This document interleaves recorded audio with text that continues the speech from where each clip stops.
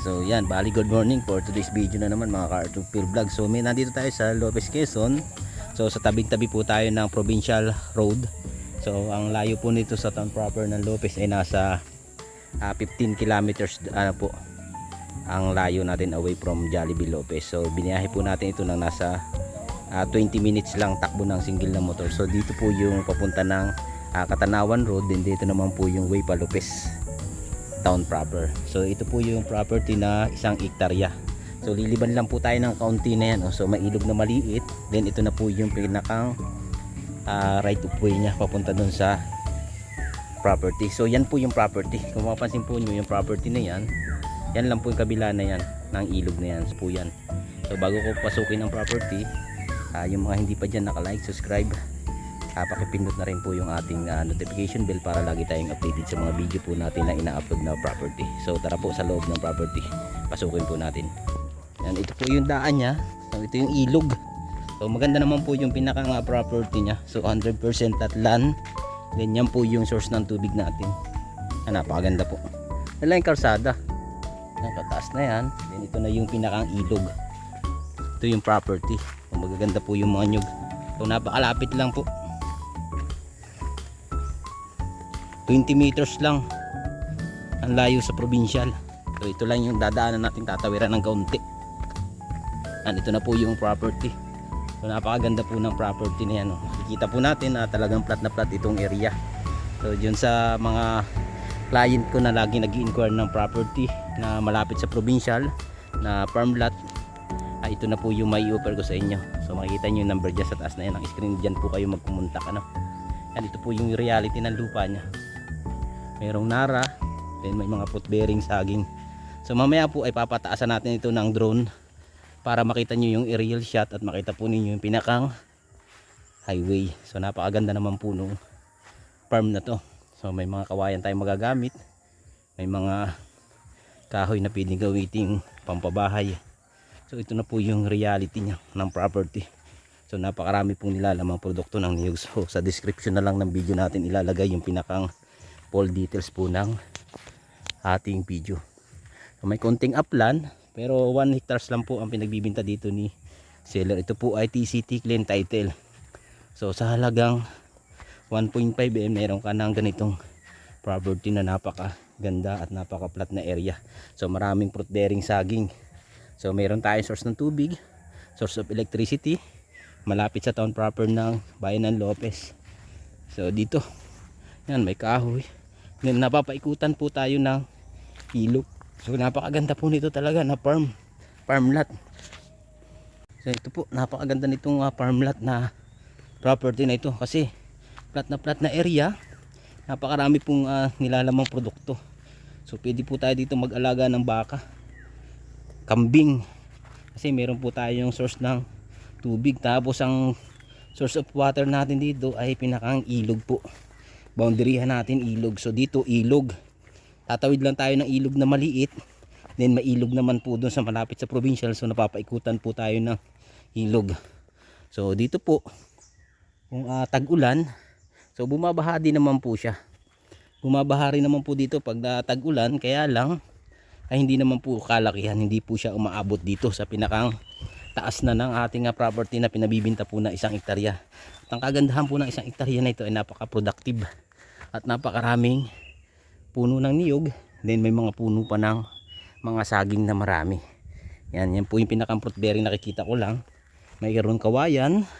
Tapos ito, may hardwood na kahoy. Hindi ko po alam kung anong pangalan niyang kahoy na hindi familiar sa atin. Ang kahoy na yan. So yung mga buyer po dyan na gusto po yung ganitong property. So dito sa ating number sa taas po ng screen na yan. So pwede po kanya kumontak. At ang description naman po, ang full details ay nasa baba po ng video.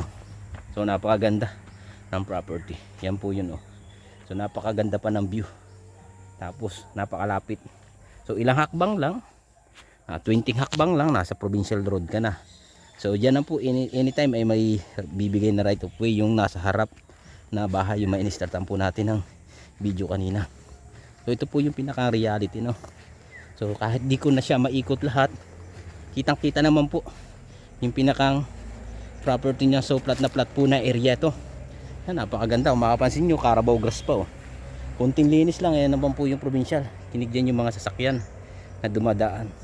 So ang mga nyug, yan, ulit ko, napakaganda at napakarami. So hindi na po siya kababaan. So may mataas, may mababa, para hindi na po siya pantay-pantay. Then at napakaganda po ng niyog. So ano pang iniintay nyo mga Car2Field Vlog? Yung gusto po ng ganitong property, so avail na po kayo. Pwede po ito sa mga retirement, mga investment, o yung mga farm ng manukan. Pwede po ito farm ng baka. Pwede rin po ito mga livestock po. Pwede itong ating property na pinabibinta dito sa Lopez. So medyo may price lang alam po, pero kagandahan naman talaga ay napakalapit sa provincial. Hindi na po siya barangay road, hindi na rin po siya maglalakad pa ng malayo. So pag dating nyo dito sa property ay pwede na po dyan, ilang hakbang lang dito agad sa property. So napakaganda rin dito magbahay sa area na to. Gagawin na bakasyonan yung mga ayaw na po tumira sa Maynila. So pwede po nitong gawing bakasyonan lugar na ito, pang retirement na mga po. Yan, oh. Napakaganda mga Car2Field Vlog. Kaya inquire na kayo sa makikita nyo ating number dyan. Dito pwede magalaga rin ng kalabaw katulad po nito. Tatali lang natin ganito. Then meron ako fruit bearing nakikita. Ito avocado. Then meron isang puno na langka, nara, hardwood. Yan po. Tapos may mga ilang puno po dyan na pangasim na kalamansi. Yan. So, bali dito na po tayo sa area na to. Kaya dala yung piggery na yan? Dala kaya yan? Dala yan?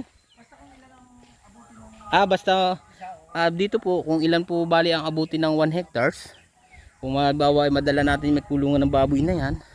So pwede nang basta kukuha lang po tayo dito ng 1 hectares dito sa property. Ano ba ito? TCT na? TCT? TCT title, kaya lang nasa malaki pang titulo, mother title, oh. Nasa mother title pa po ito. Then magkakat lang tayo ng 1 hectares. Yan po, mapapansin natin pag ganito daw po, punta tayo sa maraming puno ng niyog na yan. Yan yung property na pinagbibili. Dito naman po ay sa kapatid na itong area ng mga kabila na ito, walang tanim. Then ayan naman po yung pinakang karsada niya sa kabila na area na yan. Yan yung pinakang provincial. Dito pati yung mayroon po ba doon isang kahoy pang malaki. Ayun, oh. Hindi ko lang po maano yung isang kahoy na malaking yan. Hindi lang po familiar, medyo yan natatabunan yung kahoy sa kabila na yan. Ayan po, dahon lang nakikita natin. So medyo masukal, kulang sa linis, pero napakaganda naman po talaga. Ito yung mga saging. Ayan, saging nga, konting linis lang po yung mga puno yan. Maganda na, kawayan paikot. Tapos marami po tayong kapitbahay dito sa area po ng property na pinabibinta po sa atin na to. Napakaganda po nito.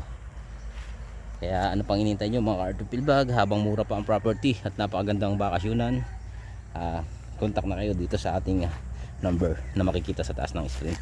Thank you for watching Car2Field Vlog.